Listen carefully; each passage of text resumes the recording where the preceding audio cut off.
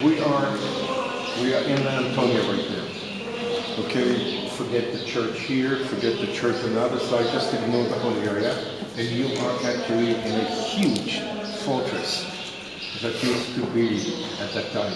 Originally built by the Greek, and they named it as the Hakra. Later on, when the Romans took over, they reinforced the place and named it after Mark Antonius, the Antonia. Okay, and that's what mentioned in the biblical references. Now, this Antonia was the fortress in the northern edge of the Temple Mount. Okay, so the temple will be this direction, and I will show you after that from outside how big it is. This is only half. Okay, actually, you see the building with the antenna out there. It's a school building. It's the school was part of it. Okay, so it was a huge complex right here, and this is where Pontius Pilate used to be. Now, remember when we were in Caesarea, we mentioned about Pontius Pilate that he lived in Caesarea, but during Passover he will come over here. Okay, think about it again. 150,000, approximately 150,000 people in Jerusalem on a daily basis, and triple the number, if not more, during the high holidays. So try to picture, right, how condensed everything was in those days. And we need to keep in mind the period of time. The smoke, I would say, of the beginning of the great revolt against the Romans was up in the air already. So Pontius Pilate will be right here. Here, when we're talking about Friday, okay, Jesus was brought in front of Pontius Pilate. Here, he, was a very custom thing to do, a very customary thing to do in those days. You can exchange prisoners. During the holidays, and especially during the high holidays like Pesach or Passover, you can actually exchange prisoners. The Romans were looking for blood. They condemn someone, they would like to see someone on the cross. This explains the story with Barabbas. Okay, you can exchange prisoners.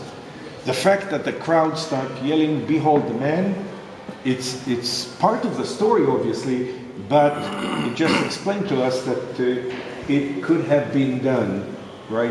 You can change prisoners. Then he went in, Pontius Pilate washed his hands like nothing to do with it, and then sent Jesus out to be crucified, actually sent him to the Roman soldiers right here in the Antonia, and you can still see all around those here, back to the question that you asked me before, those big stones are all original. So he probably stood on some of those stones that we are actually stepping on, walking on. Just behind you, where David is standing right there, you can see those little stratas, the big stones, the pavement street that we have here. Guys, I'd like to touch one more thing, and that's really the story of the Via Delorosa, or the 14 stations of the cross. There is nothing in the New Testament about it.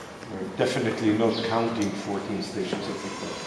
What happened is, we're talking about, I would say, something that started to be used during the Crusaders period of time in Europe. Okay, some of them couldn't come here because of any reason in the world, and in order to reenact what happened with Jesus in the churches in Europe, they started with the 14 stations of the cross, and they named each one of the stations after one of the events. Some of them actual events that happened and mentioned in the New Testament. Some of them connected to mythology. Like, for example, station number 6 along the way of the cross, Veronica. Guys, there is no Veronica in the Bible. Okay? But if you take the name Veronica and you split to the syllables that we have in the name, the meaning will be Veron, truth, Ika, face, icon, true face, Veronica. And that's related to part of the mythology of a woman that wiped Jesus' face and the true image came on a piece of cloth. Okay? So you can see the way how they taught it in Europe in those days, how I will say either the number of pictures in order for the people to associate with what happened. So when the Crusaders came here, and really the Crusaders came here in 1099, what happened, what triggered the Crusaders to come here was the church that you went yesterday, or most of you went yesterday, the Church of the Holy Sepulchre.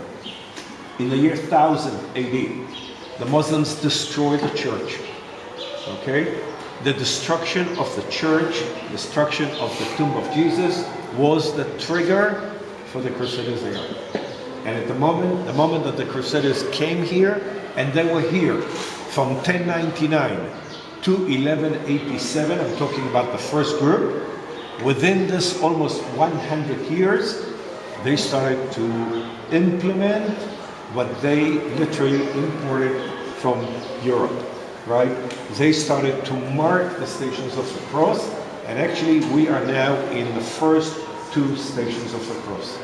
Okay, the one that known as the place of the condemnation, where Pontius Pilate condemned Jesus, and the second one is the place of the flagellation, right, where they start beating Jesus, okay, as we were talking and just read it from Mark 15.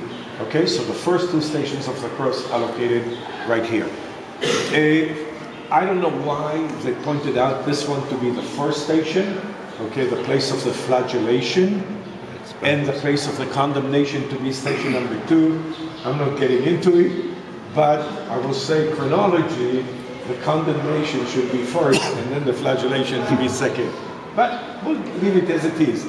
So, this will be first station, okay, the place of the flagellation, and we will go to the other side and we'll see the place of the condemnation, and you'll decide which one will be first and second.